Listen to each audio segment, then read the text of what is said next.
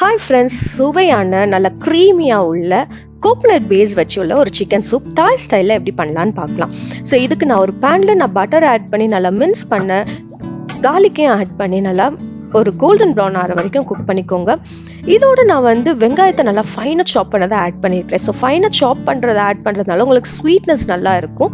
அது நல்லா டிரான்ஸ்லூசன்ட் ஆகி வர மோச்சில் நல்லா ஃப்ளேவரிங் ஏஜென்ட்காக நான் லெமன் கிராஸும் ரோஸ்மெரியும் ஆட் பண்ணிக்கிறேன் ஃபைனாக சாப் பண்ணது. இது நிறைய ஹெல்த் பெனிஃபிட்ஸ் இருக்குது இது நம்ம சாப்பிடும் மோச்சில். அதுக்கு நான் தனியாக ஒரு வீடியோ போடுறேன். அதே மாதிரி அது நல்ல ஒரு 1 minute ரோஸ்ட் ஆன உடனே நான் சிக்கனை நல்லா தின் க்யூப்ஸாக நான் கட் பண்ணியிருக்கேன். அதை ஆட் பண்ணி கொஞ்சம் வாட்டர் ஆட் பண்ணிவிட்டு நல்லா கொதிக்க விடுங்க. சிக்கன் நல்லா வெந்து நல்லா குக் ஆகி வர மோச்சில் நம்ம பெப்பர் ஆட் பண்ணிவிட்டு அதோட கொஞ்சம் கார்ன்ஸ்லரியும் ஆட் பண்ணி கொதிக்க விடுவோம். ஃபைனலாக நல்லா கோகனட் மில்க் நம்ம ஆட் பண்ணிக்கலாம் 1 cup. அது நல்லா கொதிச்சு ஒரு கொதி வந்தோடனே ஆஃப் ஆக்கிட்டிங்கன்னா உங்களுடைய தாய் ஸ்டைலில் சிக்கன் சூப் ரெடி ஆயிடுச்சு. கண்டிப்பாக செஞ்சு பார்த்துட்டு கீழே கமெண்ட் பண்ணுங்க.